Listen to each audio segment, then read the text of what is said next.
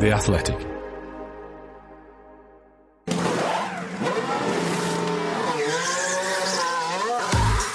We tackle Ferrari's worrying porpoising problems and ask why it's hitting trouble when its rivals aren't, talk trackside impressions from Silverstone, and tackle questions about the 2026 rules and the Mercedes concept change.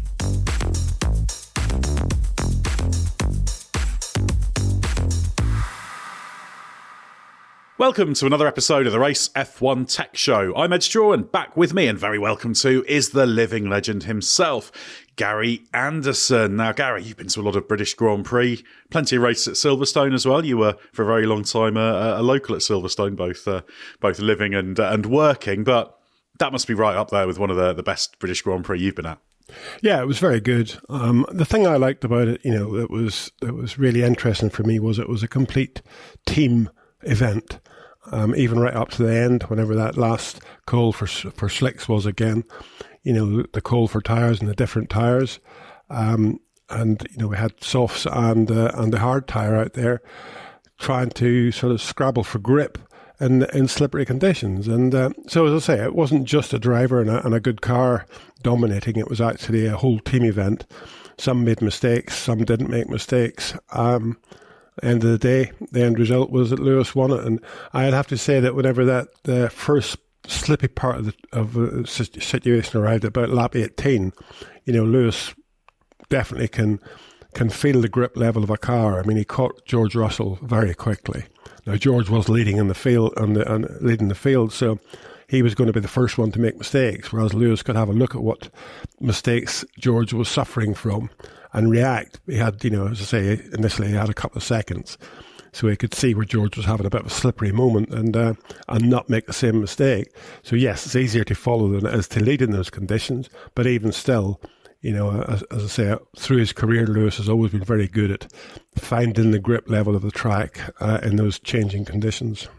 It's often always about not backing off too much because you can lose tyre temperature. So you also need to kind of push and judge the grip. But obviously you said it's a team race, which you enjoyed. And to give people an idea of what you're like when you're watching races, obviously all those years on the pit wall doing strategy yourself, you can't help it during a Grand Prix, can you? There's a little strategy computer running in your head that's actually pretty accurate normally. So that was firing during the race, I imagine. Yeah, it was. You're always thinking on what you should do because, as you said, I've been there on the pit wall. And the way I sort of always try to run the race was the fact that you're sort of living it. You're in the situation. Where your car is. We hear quite a lot of times, we hear somebody come on the radio and I'll single out here Toto Wolff in Austria calling George Russell to tell him he can win this right at the wrong time. So in my book, if you're the engineer on a given car, you're sort of living with the driver. You know where the driver is on the track. You know what's happening around him. You know whether you got time to get in the pits, not get in the pits. And you should have your preparation all ready as far as tyres are concerned, what tyres you would put on in certain conditions. And we get this sort of, it's rating level 1, level 2, level 3. I mean, I used to have a basic piece of blue hand wipe cloth taped to the back of my sort of running sheet, I suppose you might call it, or my clipboard. And that was my level 1, level 2, or level 3. If you could stick that out and the raindrops dropping onto it wouldn't soak it immediately, then it was all right to keep driving. If it got soaked immediately, you'd sort of say, right, okay, it's time to think about doing something here. So you sort of, still, even now sitting on the settee, you live the race for somebody. Usually the guy up front, the leader, but you also look at the back a bit and say who should take gambles here. Who are the people to take gambles, and you have to do that sort of thing to make sure that you sort of are, as I say, you're living the race with the driver. Yeah, one day we should do a deeper dive on radio communications in particular, because I always enjoy the rain races because you hear all those messages piped in. Everyone said there will be rain at exactly this time for this length of time. Yeah, and of course, every team has a different version of it. There was a radio message I always remember years ago. It was when Michael Schumacher was at Mercedes, and it was at the Turkish Grand Prix, because I remember sitting in the media centre for this. And he had a radio message. I can't remember exactly what it was, but it says, in 10 minutes, there will be 4 millimetres of rain. Mm-hmm. And I remember thinking, well, that's quite precise if Schumacher can process what that actually means. And then he came back over the radio and he said words to the effect of, well how much is that? I don't know. I can't remember the exact wording because it was 15 odd years ago probably, but I always thought that was that was funny. But anyway, that's a bit of a digression. Now, as usual, we'll start off with a free choice of topic, but I think the obvious one, isn't it, to have a bit of a chat about what we saw on Friday while we were watching at Silverstone trackside together. Yes, I mean, it was interesting to see the cars. I mean, obviously you watch them on TV all the time, but just to see the pure speed of a Formula One car now is quite impressive. I mean, they are quick cars, and as I said at the time, even the bad cars are good. There is no sort of bad cars. It's all very close now, all within that sort of 2 seconds or 2%, whatever you want to call it. So that's incredible whenever you think back through the years where we were having, the 107% rule was put in basically because there was cars so slow that they were dangerous to the faster cars. But sitting at the track, watching at the track at Brooklands and into Luffield, it's amazing because you come down Wellington Straight there, shut the DRS, and you turn in on the brakes. And these, the tyres don't like that. The what they call the slip angle of the tire slides all the time to generate its grip. And basically, if you're using the brakes and using the tyre up to slow the car down, and also turning the steering wheel at the same time, the front tyres don't like that, so it's very easy to lock up. But watching there on the Friday, in both sessions really, the McLaren was very good, looked well balanced, it was consistent. And again, the same for the Mercedes. The Mercedes was probably maybe that little step better because they never really missed the apex, You can tell whenever a driver makes a mistake or when the car's leading the driver to a mistake, usually, because the driver, when he makes a mistake, he knows it's going to happen because it's not a planned mistake, but it's a planned push a bit harder and potentially a mistake coming from it. Whereas when the car does it, it's sort of it's more of a snap. It happens suddenly. And I never really saw any of the snaps from the Mercedes cars. They were always consistent. They caught the curb in the right place, got on the throttle early and consistently. And again, the McLaren wasn't far away, but the one thing you would notice with the other cars that weren't quite so good was the fact that, that when you get in the throttle early, the rear snaps very quickly. And that's what I'm saying about it. That's a car thing when the rear snaps so quickly. Because otherwise, if it's the driver just trying to get in the throttle a bit earlier, he knows he's right on the limit, so he will be semi-correcting, I suppose, before he does it. So it's more of a little gentle slide than a snap. And the Red Bull there, again, it looked like Verstappen was suffering from some understeer through Brooklands, the first left-hander at the end of Wellington Straight.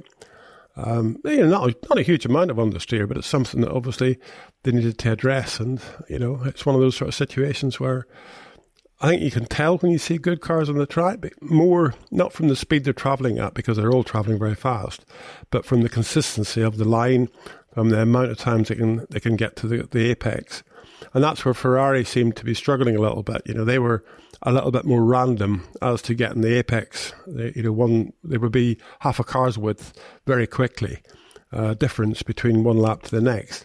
And it wasn't as though it was snappy or horrible. It just didn't have the balance to achieve it. So I think the end result of what we saw on Friday was how it sort of panned out as the weekend went past.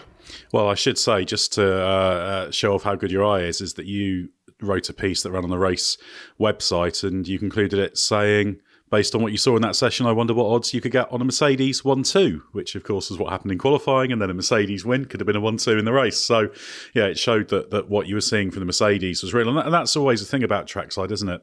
You've always said that the car doesn't lie, does it? It can do what it can do. And for all the talk about sandbagging people do, which is often overstated, but lap times are one thing, but the attitude of a car is revealing, isn't it? Yeah, the attitude of the car is very revealing. And the consistency of that attitude, I suppose I'd say, you need to do a lot of watching at it to see, to get that flow going. Because it is the consistency. many times we've been developing cars, putting on development components, and you're in the pits all the time. You don't see the car running on the track. But I'd always look at how consistent the driver's lap times would be. And, he'd come in and say, oh, yeah, it feels much better. But, I made a mistake on that third lap of that run or fifth lap of that run. Or, you say, but, you made a mistake. Why? And he said, well, just the car just didn't have the grip or whatever. And then you sort of try to hone it down a little bit and find out if those developments meant that it was leading to that mistake.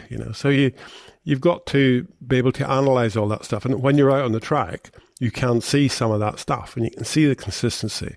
Okay, you're only standing at one corner as such. You can move obviously, but you can only stand at one corner for so long and watch it. So you always pick the challenging places, I suppose you might call it, and the lap time places, because through that Brooklands and into Luffield and out onto the old straight, the pit straight, the Hamilton straight, I think they call it now. It's a lot of time there. So if you can pick up a 0.5% or 0.1% or whatever there, you gain a lot of lap time. So it's a good place to watch and see how the car does respond from turning left, turning right, and getting the power on. So it's it's a good place to watch and see. But consistency for me is more important than any one out-and-out lap. Yeah, you can get a pole with an out-and-out lap, but come the race, you're going to need that consistency.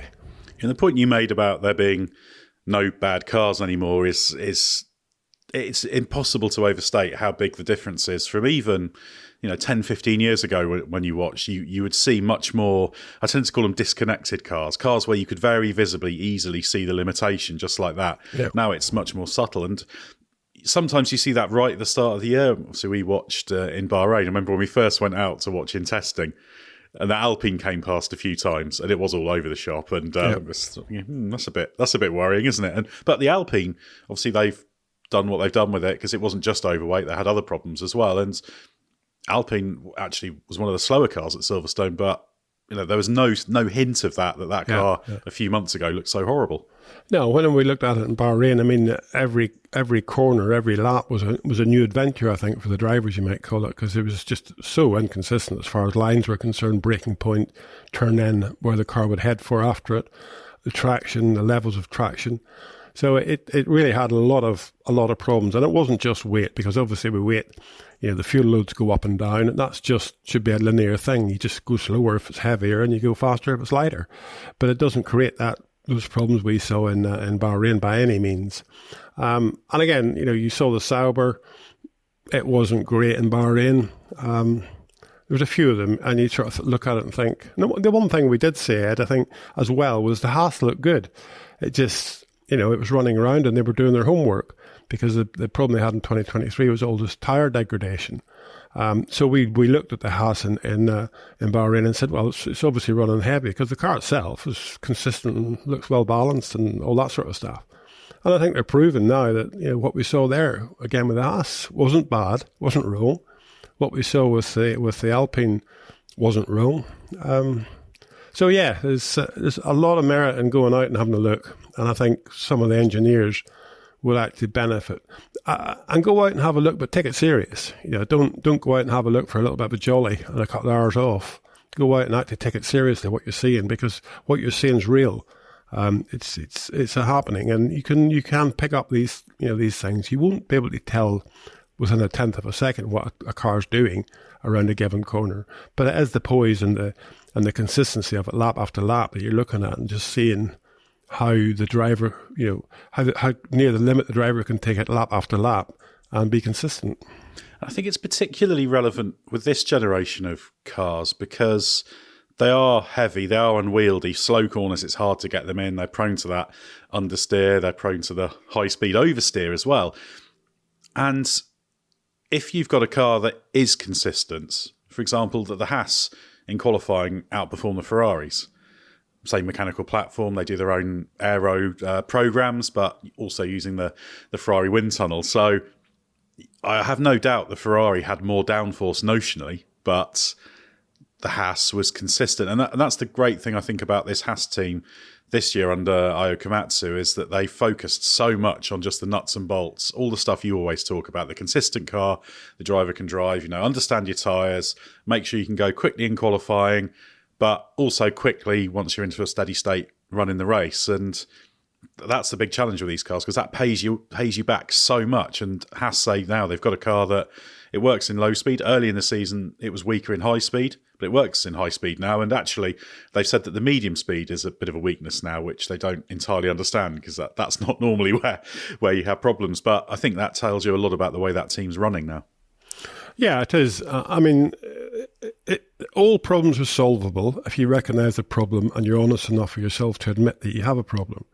And I think that's where Haas are winning at the minute. They have, how would you say, nothing to lose. I mean, they were really poor performing in 2023.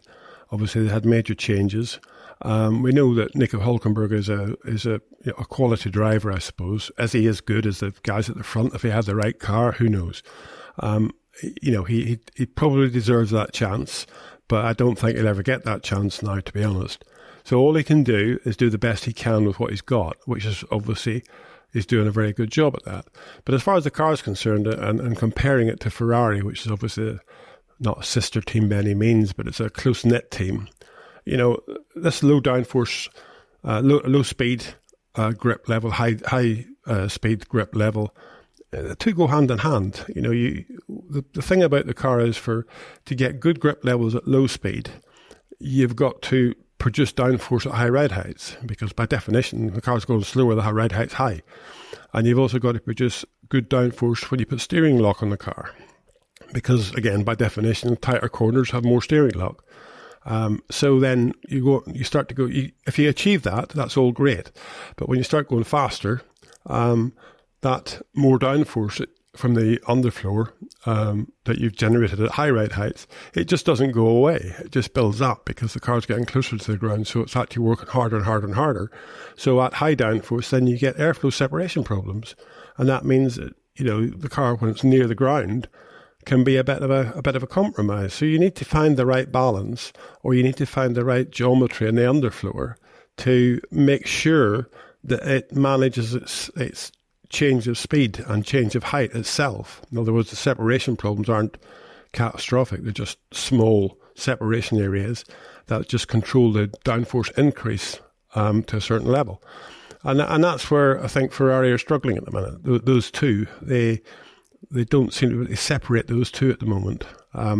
Whenever they get car decent in slow speed corners, then it starts porpoising in the high speed, or bouncing as they call it, and vice versa. So it's either good at high speed and not so good at low speed, or vice versa. So they need to think about it a little bit, but Haas seem to have got on top of it a little bit. And that might just be because they don't actually have the downforce that the Ferrari has.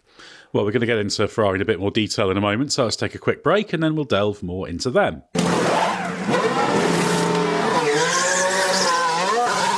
Right, Gary, let's talk Ferrari. Now, Silverstone was particularly interesting for Ferrari. People would have seen that, certainly for Carlos Sainz, he was very much almost in a class of his own in that race, wasn't he? There was the top three teams, then there was Carlos Sainz, and then there's everyone else, and Sainz was pretty much on his own, although he did actually show pretty good pace when that rain came and the slicks and closed up a bit, but emphatically the fourth best car, Ferrari. Now, people will remember, or may not, they had an upgrade package at Imola. Then they had an upgrade package in Spain, which built on that, slightly more pronounced side pull undercut, that kind of thing, floor changes. And they've had problems with that, this high-speed bouncing they keep talking about. They split the cars, Leclerc on the new spec and Sainz on the old spec on Friday at Silverstone, and they decided to go with the old spec because the bouncing was a problem. They said, the new spec's a bit quicker, but it's way harder to drive, and Leclerc had loads of difficult moments. Now, how worrying is that, Gary, to take off an upgrade package for that reason, having struggled with it for a few races? What do you think's going on there? Well, first thing it means is for those few races you haven't gone forward. You just, at very best, you've stood still, but you've actually probably gone backwards. So that's always a big problem. You can't afford that amount of time to throw it away, and we've seen the end result of it. Obviously, what we see is correct. I think Charles Leclerc staying there next year when Lewis Hamilton joins him is the Ferrari's blue-eyed boy, and Carlos Sainz gets as good, but he gets he doesn't necessarily get to lead the team anymore. But Carlos knows that anyway, and it's always been that way. And that's why you see during some pit strategy stuff that Carlos will recoil and say, no, I want to do this or I want to do that. And that's mainly because he doesn't believe in it. But the development of the car, for example, as I say, it's just it's the same compromise that we've talked about now just a couple of seconds ago. It's just the fact that if you get the car to produce downforce at the high ride height, which is low speed, then you've got to manage that underfloor down. It's the underfloor really we're talking about here. You've got to manage that underfloor downforce when the car gets near the ground. And the only thing you can do with that is to make sure that your geometry of the underfloor, the separation, the splitters, etc., are all small separation bubbles that don't lead to big separation bubbles. That means it controls the increase in downforce that you would normally get. I mean, if you decrease it too much because you get a big separation bubble, then the car rises up and that flow reattaches, and then the car goes back down again, and that flow separates, and then it rises up, and that's where you get this bouncing, or what we call porpoising. You can't, if you've got it, you can't stop it. If you raise the ride height, you'll lose downforce consistently over the whole ride height range, low and medium and high. So you don't want to do that. So you want the car to be fairly low at low speed, or as low as you can get it at low speed, because that'll generate decent downforce, and then not suffer from the bouncing at high speed. In other words, not have big separation problems. Now, there's two ways you can do that: either by managing the airflow, or by making the car solid, running very, very stiff springs, which obviously we were led to believe maybe the Red Bull might be a bit close to that, running very, very stiff, which makes it not very good in the curbs. So the whole circle of events is managing the aerodynamic flow in the underfloor, from having a big gap or a decent sized gap underneath the floor. And when I'm talking about that, I'm talking maybe 20 millimeter front ride height, 50 millimeter rear ride height. And at high speed, that's going down to maybe 5 millimeter front ride height, 10 millimeter rear ride height. So, a sort of 2 or 3 to 1 ratio front to rear of movement. And you've got to manage the airflow during that period. And I think there's some cases to say that Ferrari are not managing that very well. Some other cars as well, but at the end of the day, I think Mercedes and McLaren are showing that they've got themselves on top of that, and they've got a reasonable handle on it. Not completely by any means, but there's room for Red Bull to improve in my book as well, because they've done a lot of things this year that a lot of other teams have now followed suit with. In other words, the radiator intake area. But the one thing I would have a question mark on right now with the Red Bull is the nose front wing arrangement, where the nose connects up to the forward main plane. That I'm not sure I'm a great fan of that, because the flow underneath that nose section, central section of the car, is really important to the underfloor. And I think whenever you connect those two up, you definitely compromise that to a certain level. And I keep on waiting to see the next race to see if I see them open that slot gap up again between the front first forward element and the second element.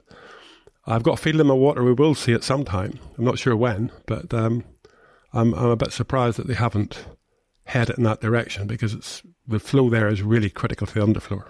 It's such an interesting scenario with these leading teams, because obviously we've got the Ferrari with its bouncing problems. They're the only one really at the front who are having that. Occasionally you see the Red Bull bouncing a bit, but they can dial that out fairly easily. And it's worth noting actually that I asked Haas, one of their aero team leads, about it at the weekend, and he said they've had no problems with bouncing at all this year. It's not a big problem for them. Probably not pushing it as hard in terms of the ride heights and running it really low to get that downforce, but that just shows it's not completely a suspension problem, if you want to think of it that way. It's primarily an aero problem. But you've got this Red Bull car that I would say the Red Bull is still the fastest car in F1, but it seems to have this very narrow window, partly because of that stiffness you've talked about. Then you've got the McLaren, which just now seems to have become an all-rounder, and they're quite a nice, benign, consistent car, quite easy to set up.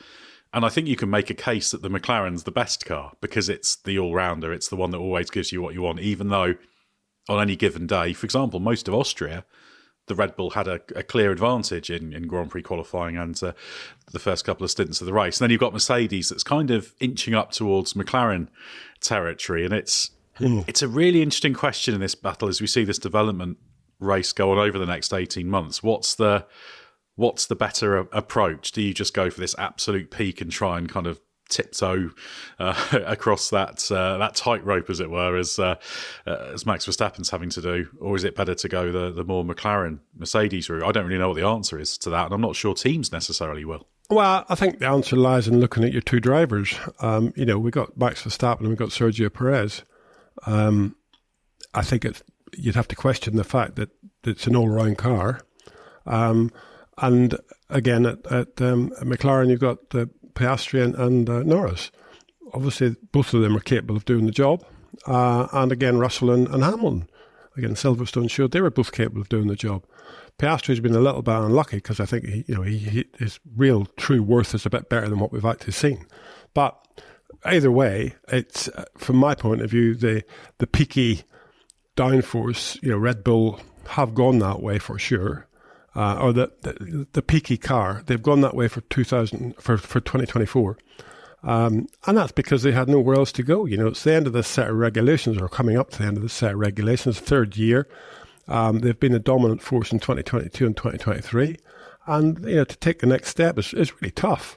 But I think there's areas in the car where, I would stick a question mark on them. And again, as I say, that nose slot gap underneath the middle of the car there, that's the area that feeds the underfloor and the diffuser. And I don't think it's good enough. I don't think it's consistent enough on the Red Bull. It's only a small thing, but maybe if you go to Mercedes and you say, look, what was the first thing that lit their car up? It was that front wing going away from the inboard 3-element part of it. And because of the having only 3 elements there, the second element was really highly cambered to try to pull that airflow in through to the middle of the car. And that's just critical because, a little bit hotter, a little bit crosswind, a little bit different red height, whatever, it just, that area then just starts to have problems with consistent flow. And unless you work on the front wing sort of fairly uniform right across the car, and that includes underneath the nose, you end up getting transverse flow, which means that the flow that's arriving at the leading edge of the underfloor is going at an angle. It's not going, it's not going as true as it should do. And I think, that's an area where Mercedes have got on top of that at last this year. But during the period of having their problems, Mercedes have had to dig very deep in many other areas. So I think at the end of the day, the Mercedes is going to be, within the next 4 or 5 races, whenever everything has got together and they've optimized themselves a little bit, because obviously they've been confused for nearly half of this season, for a sort of third of this season they've been confused, and now they're not confused anymore. And I think that we should expect them to step forward quite dramatically in the next 3 or 4 races. So I think there's a lot of room for Mercedes to go forward.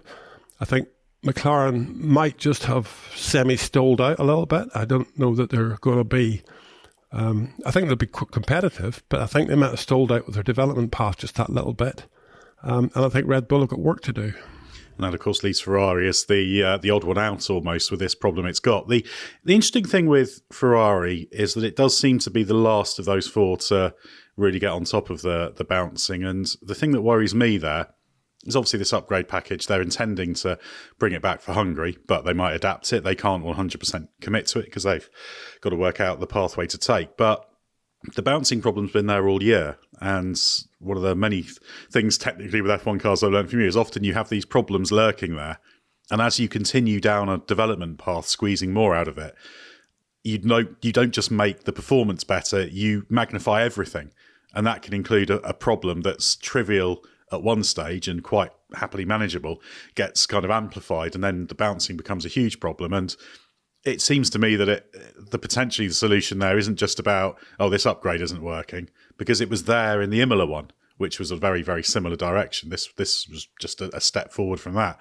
So that seems to be the big concern. It's how far do they have to roll back? What's the kind of the magic bullet you almost need to find? And it is almost now seemingly a magic bullet of a combination of things you need to do to control that car at low ride heights, to not promote the bouncing, to unlock all this performance that those other three teams have got. Yeah, I mean, I think if you look back a little bit and we go to Monaco, I think you'd say that the Ferrari were fairly dominant at Monaco, or at least Charles Leclerc was. And the two things that you do for Monaco to any given car is three things actually. Let's say you would run whatever downforce you can run on the car. B, you would probably run the car that little bit softer, mainly in the rear of the car, but probably front and rear just that little bit softer. You're not talking about a huge amount, maybe 5% or something. But the other thing that you have to do is run the ride height higher. And the minute you do that, you raise the car out of the ground, the porpoising doesn't become a problem, or the bouncing doesn't become a problem, and the car can just function mechanically and with whatever downforce it's got. And then you go from there to the next track, and the first thing you do is, we're going to a normal track, lower the ride height, optimize the downforce from the underfloor, back comes the bouncing, and it's all aerodynamic flow management in the underfloor. So, I think the writing's on the wall for the problem. You've obviously got to go out and fix it, and that's never easy, but the writing's on the wall. The problem can be seen if they're just honest enough with themselves. How you fix it's another deal altogether, but, you can't just keep on doing what I call blind development, just heading down the road with what you've got and making it more of it. You just keep on finding more downforce from the underfloor. The modifications that Ferrari done after having a close look at them, there's their declaration for, I think it was Barcelona, as far as what they'd updated on the car. There's about 4 of those counts. I would immediately say, that could lead to a problem dramatically, because they've changed they've tried to change the flow structure of the car with less flow going into underneath the leading edge of the side pod or the underfloor, more flow going through the undercut coke bottle area. So it's just changing the car completely, and it will lead to more porpoising, or as I say, bouncing. It's just the fact that that you've got to have the right volume of airflow that offered to the leading edge of the underfloor for the diffuser to work on that and pull it through that throat area of the underfloor. And they're just trying to generate more downforce, which obviously, they're trying to generate more downforce, which will be at a higher ride height, but that's running them into problems whenever the car gets to a low ride height. So they need to sort of step back a little bit, I think, and really sort of regroup as far as their development direction is concerned, because I do genuinely think they're heading the wrong direction. And you can't always keep stepping back with specification. If you step back with specification all the time, then you never step forward. So that's where Ferrari are in this circle at the moment. And there's an interesting situation that's playing out right now with Ferrari, with Enrico Cardile, the technical director chassis area, as they've called him. They've basically just announced he's off, which was kind of expected, and it seems he's going to go to Aston Martin. By the time you listen to this, that might have been confirmed for all we know. But that's never good, is it, when you're having effectively your technical director changing, and that raises some questions about whether it's a good thing or a bad thing, because sometimes it can be a positive to have such changes, sometimes it's a negative. So it feels like a moment that could go either way for Ferrari. It's either they learn from this, do a bit what they did at this stage of last season, sort of the middle stages, either side of the August break. They went from being a bit all over the place to getting their act together. And they can either do that, or they can just get stuck and then potentially go into 25, still not with those other 3 teams that we can now expect to be fighting for wins next year. Well, changing the technical director or changing anybody within the team that's at a high end, it's not a light switch job. It doesn't. You don't just suddenly put the light switch on, somebody else walks in the door and fixes all your problems. It takes time to sit down and recognise what you've really got, and then to try and put suggestions forward, because it's no one individual that's the achiever. It's the philosophy that I say that one individual generates. That's for James Allison, Adrian Newey, whoever does it at McLaren nowadays. Well, they've got their 3-pronged technical director. So they've got the aero technical director, Peter Prodromou, and they've got Rob Marshall as well, and and Neil Huldy's the other one. So they've got the trio doing it, acting as one. Yeah, it just got when you've got it like that. I mean, I've never been really keen on this flatline management. You've got to make sure everybody's pulling in the same direction, and that's where having one person can make sure you're pulling in the same direction. Whether it's the right direction or the wrong direction, that's a matter of waiting to see how it all turns out. But interestingly, as I say, up to Adrian sort of confirming that he was leaving Red Bull, they weren't in bad shape. I'm not saying they're in bad shape yet by any means, but they're definitely in a bit more disarray than they were prior to that. So I believe in the one man leading the ship. And as I say, with Cardell leaving Ferrari, it's not going to be like tomorrow. It's a whole different philosophy. Whoever they have taken over there, I think it's Fred's going to look after that for a while.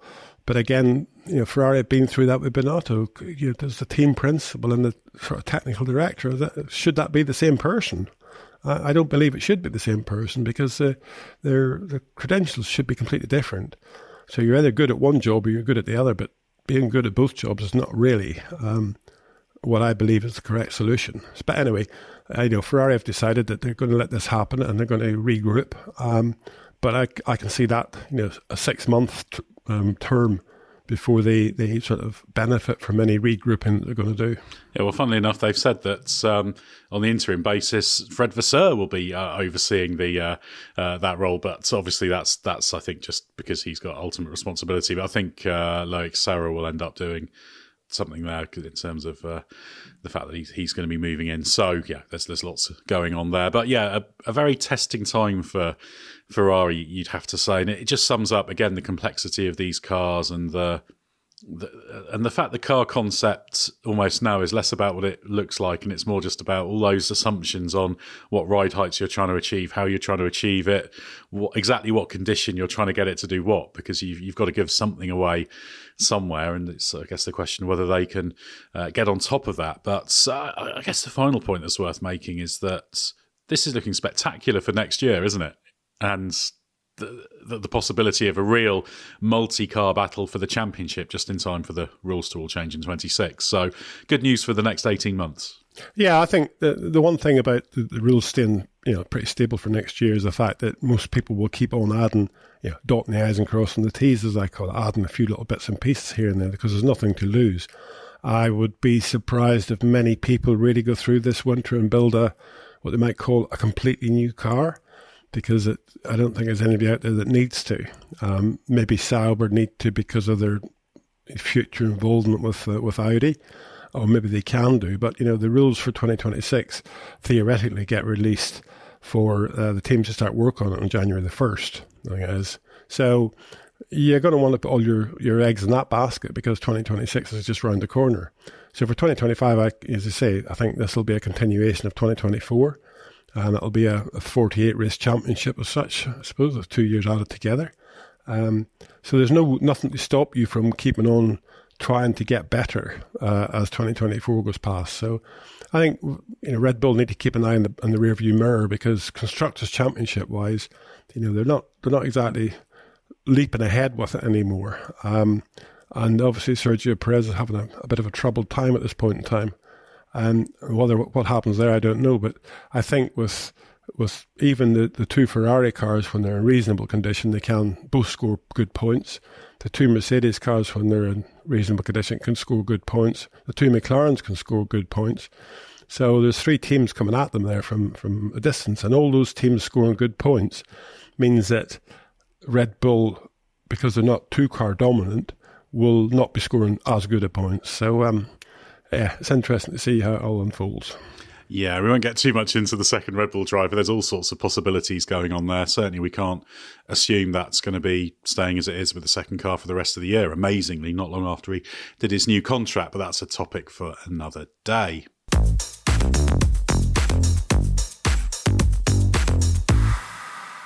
Let's move on to the final part of the podcast now. It's the time in the show where Gary takes on your questions. If you've got a question you'd like to put to Gary, fire it through to podcasts@therace.com. That's podcasts@the-race.com. And also, if you're part of the Race Members Club, look out for us posting shout-outs or questions on Patreon. You can also send us a voice recording to include in the show if you'd like to ask your question directly. And if you do that, there's the added bonus that I'm denied the chance to mispronounce your name, as you can say it in the recording yourself. Right, the first question, Gary, from Carlos S. I presume not Carlos Sainz, but another Carlos S. How different are the philosophies of the Mike Elliott Mercedes W13 and W14 and James Allison's W15? Philosophy is a difficult thing to sort of to put together, because it's not, what you see is not what you get, I suppose is the best way of putting it. And we've seen very different philosophies with the zero side pod package that they started off with the W13 that then grew into more or less a proper side pod and so on and so forth, very different visual philosophies. But it's from my point of view, it's the underneath philosophy and the flow to the underfloor that's important. And that's the part we don't see. And I think what you could say is on the W15, that is now much more in line with what a ground effect car of the current era needs to be. It's taken time for them to get there by a long way. 2.5 years is a bit further than you'd expect from a top team like that. But it's, as I say, the one thing that they sold to me in Bahrain, whenever we talked to them about it, was their novel front wing solution. And suddenly it was changed. And, for Monaco, and they only had one of them, which George Russell ran. So I think by only having one of them and by running it at Monaco shows that they didn't see big results from it, I suppose you might call it. Because for sure, if you've got something that goes, a eureka moment, we've suddenly got this mega front wing that's just transformed the car, you would move heaven and earth to have at least one for each driver, no matter what the track was. Or you would save it up for the next race after Monaco, because there's no point in putting on at Monaco and going out in the first practice session and knocking it off the car if it is good. So they put it on the car in Monaco because they wanted to try to correlate some data, and I think they did find out that it suddenly was making a difference to the car that they didn't expect, and that difference really is much more uniform flow to the underfloor. So it's led them in a direction. And now the underfloor, as I say, they've done spent a lot of time on trying to develop the underfloor and understand the underfloor, that I think they're probably in a very good stead. But going back to the question, I don't think you can sort of differentiate Mike Elliott's philosophy from James Allison's philosophy. They've all been about optimizing the flow structure for a ground effect car. Zero side pods, I never saw that as being a concept that was of value, because what you're trying to do with the flow is not minimize it. You don't want to not have side pods on the car, because you need the side pods to actually manipulate the airflow to help the underfloor work. So I suppose you could say there were some wrong decisions early on in the days of all 3 years of Mercedes cars. And they're at last sort of getting on top of that, which is good for us because we want to see competition. I don't care who wins, but I just want to see them winning because they did the best job. Move on to our next question now, which is sent in by Anonymous. Front wings are the most exposed bits of the car besides tyres. One consequence of the active aero device on front wings will be that they will become more susceptible to damage after even the slightest of touches in wheel-to-wheel racing. Aren't we risking creating a situation that discourages wheel-to-wheel racing? Whilst now it's possible to continue racing even with a slightly damaged front wing, it will be necessary to pit and change front wings way more often. Making cars more fragile is not conducive to closer racing. So this is looking at the 26 active aero regs particularly.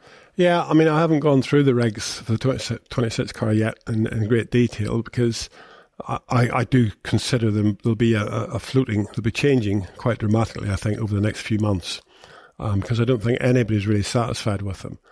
But I do agree with you that the front wing is a bit too fragile. There is no reason why that front wing couldn't be narrower, let's say, than the overall width of the car, the front tyres, so it's a little bit more protected. Because, the last time the driver sees that front wing is when he sits down in the car. He has no idea where it is. I mean, obviously he got a clue where it is, but he doesn't have in detail where it is. So it is very easy to damage, and the more complicated the front wing is as far as adjustment and etc. is concerned, then the more damage that could happen to it. I'm interested to see what this active aerodynamic solution is, because obviously with DRS you've got the rear wing opening, the force on the rear wing, and we can see it sometimes on the DRS where it flutters, the flap flutters, and that's because it's sort of the flap's going past its aerodynamic centre. But I think, my book, I would always make sure, if I could, that the flap was still creating a positive downforce, so that the fail-safe mechanism is that it will shut if something goes wrong with it. Now, on the front, it's a sort of different era. The old rules in 2027 had the front flaps dropping off angle to reduce the front downforce. But the question I've got is, do they do the same as the DRS? Do they open the flap assembly up to allow flow through between the flap and the main plane, or the two front main planes? So that's still got to be sort of worked out, and read about it or look at it in detail a little bit before we can sort of comment on the fact of will it be robust, will it be safe, will it be fail safe should be to producing downforce as opposed to not producing downforce. So there's a lot of things to do in the 2026 regulations. I'm not a big fan of doing all that stuff to make it everything more active, because it just gets more and more complicated. And for the viewer, I have to say, all I want to do is see good racing with a minimum complication. None of this, he's got this or he's got that. Even to the extent of the tyre compound, the minute it's, he's on the soft compound, so he should be going quicker, or he's on the hard compound, so it's much more durable. That doesn't always wash out. So just reduce the complication on it all, please. Let's have just good, solid racing, and let's try to make the cars better in traffic. But it's the same for everybody, Just get on with a good, solid racing. Yeah, we'll certainly have a deeper dive into what's going on for 2026 shortly. But as you say, yes, the rules are still quite fluid, but they did have to get something published, and then they can try and work on them within the editing, provided they're not changing them too much. Another question related to the new rules from Jay Menon, who says, in light of the recently announced 2026 aero regulations with the Z mode and the X mode to overcome a power unit deficit, doesn't this seem like a case of the tail wagging the dog? Why has F1 locked itself into this hybrid formula? It's hardly novel technology. It's been applied commercially for 25 years, and almost every new car is a hybrid of some sort. It's utterly absurd that F1 finds itself in such a situation. Further to this, for a series that wants to be technologically forward-thinking, they've stuck with lithium-ion batteries, which isn't exactly cutting edge these days and certainly isn't the future. Perhaps they should have focused on solid-state devices as energy stores, which are much lighter and smaller. Yeah, just going on to the latter part of the question first, the lithium-ion batteries. I do agree with you that development there has sort of stalled out a bit. It was very good for probably 5 years, 10 years maybe.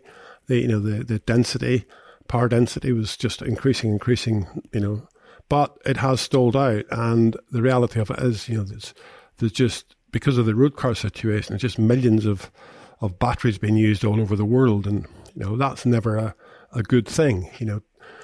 I'll keep looking at it. Don't put batteries in your rubbish bin. Well, where else are they going to go? In the long term, and going to some solid state devices. Yeah, for sure, there's room to manoeuvre and go forward there, and perhaps that's where F1 should be going for the future, to set some new standard, because that's what F1 should be about. If there's something that hasn't quite been optimised just yet, Formula One should be heading in that direction. And then go back to the beginning of the question, the Z and X modes, yeah, for sure. There is no reason why there should be a PU deficit, even if you are using, normally aspirated power or turbo power and electrical power together. There is no reason why that combination of those two should be at a deficit. So it's a bit of a strange thing, because Ed, you wrote a good article on the tyre sizes for the 2026 cars. The thing about tyres is that there's a piece of rubber on the ground, and if you make it smaller, it'll give you less grip. And if you make it bigger, it'll give you more grip in a given set of circumstances.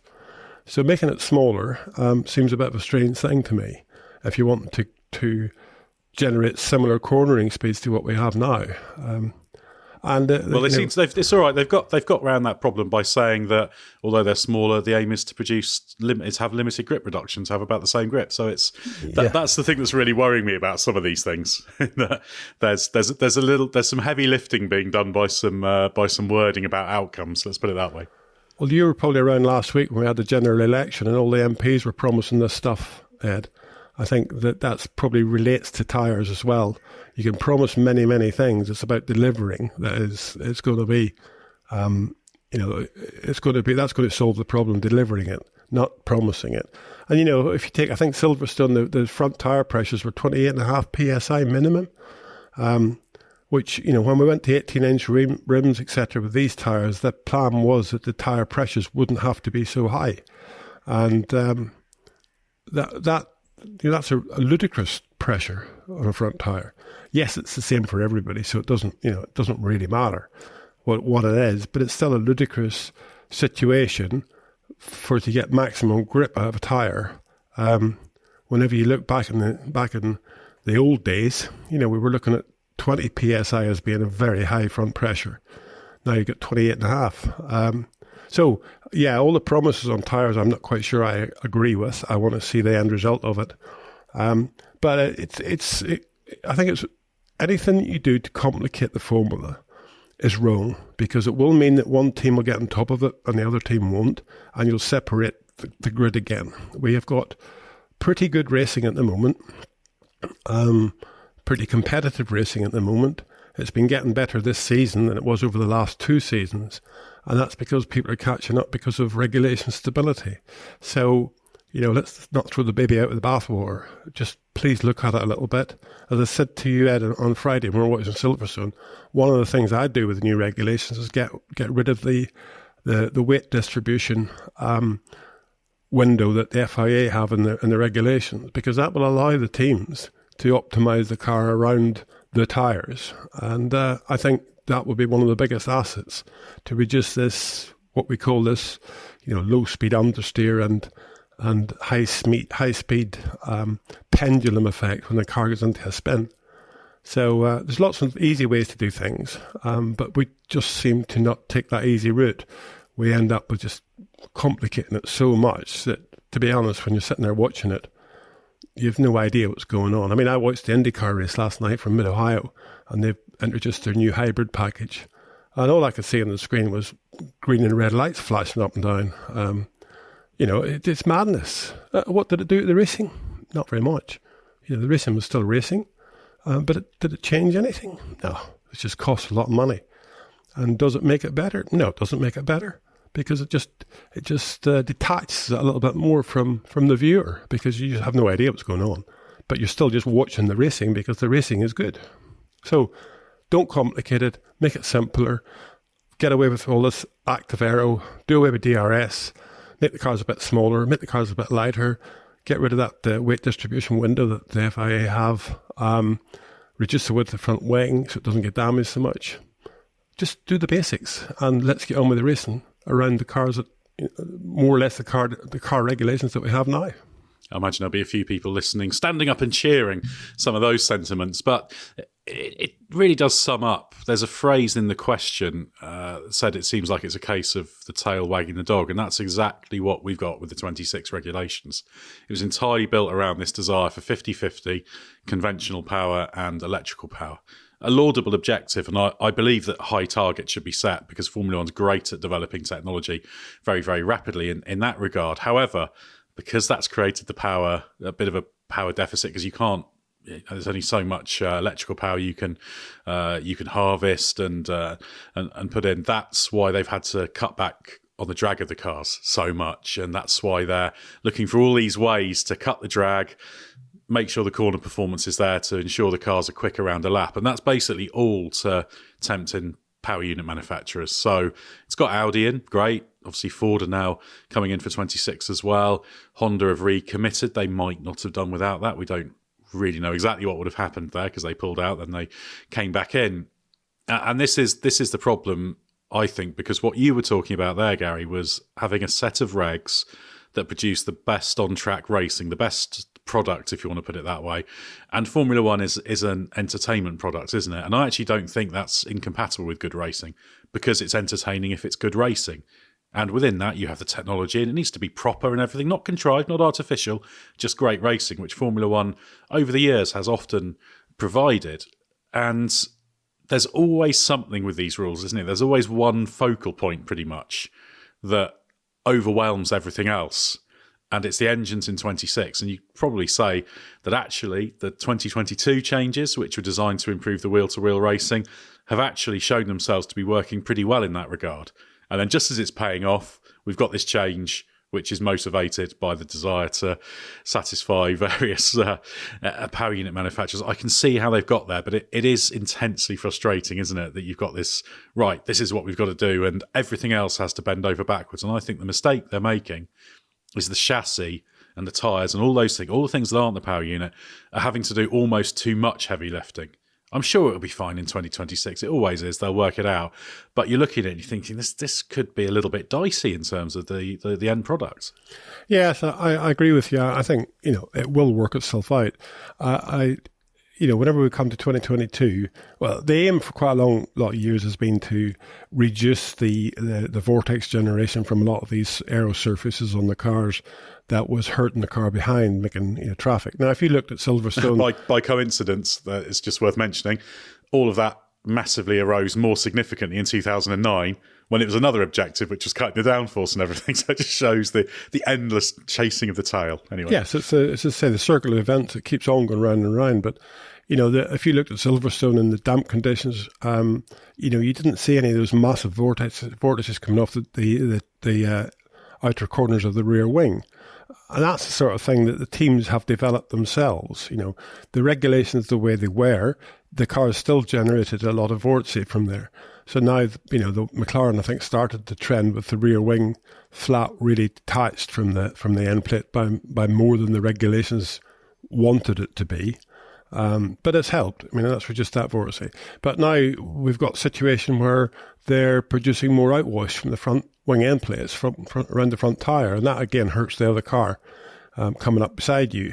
So I think there's a lot of areas where whenever we went from a winged car with a huge amount of vortice generation to create downforce on that flat bottom to a ground effect car, we actually created some better racing because they were a bit better in turbulence.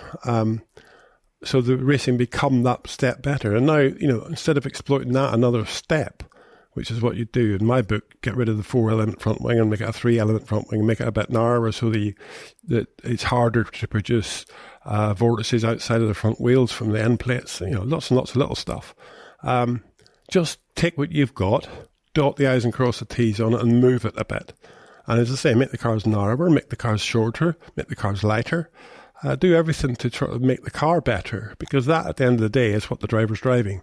As far as power units are concerned, and power output and harvesting, it all comes out in the wash. At the end of the day, we have no idea whether it's a V10, a V6 with electrical power. We have no idea, and do we really care? It doesn't really matter. We sat at Silverstone in the grandstand watching 2 practice sessions, or a practice session, and really no idea who was doing what at what point in time with their electrical power, or where they were harvesting it, where they were using it up. Not a clue. All you're interested in is the car, the driver, and speed. And all the rest of the stuff that's underneath the bonnet, to be honest, it's the power unit. You go back to Cosworth, get yourself a whole bunch of V8s, and stick them in the back of the car, and you'd still have good racing. That side of the thing, to be honest, doesn't bring anything to the show. And I think it's the racing that we want to see. But the powers to be bringing in engine manufacturers, and as you say, Audi and Honda and Ford potentially coming back, all of that stuff is important. More engine manufacturers, the better, to a certain level. But where do you draw the line? I think the car and the driver should be the show. Yeah, absolutely. And I think when it comes to any kind of set of objectives, you want to be rounded, don't you? That's the absolutely key thing. And maybe it's a bit lopsided for 26, but who knows, might be proved wrong. And 26 is absolutely brilliant. We say, what a fantastic rule set that is. This is, isn't it great? They did that. And I hope to be proved wrong on that one. Well, thanks, Gary, for your insight. Thanks to everyone for the questions. Like I said, it's podcasts@therace.com. That's podcasts@the-race.com. If you'd like to send in a question. Well, there is actually at least a gap now between this race and the next after we had the triple header, but we'll be back in a couple of weeks with more from Gary.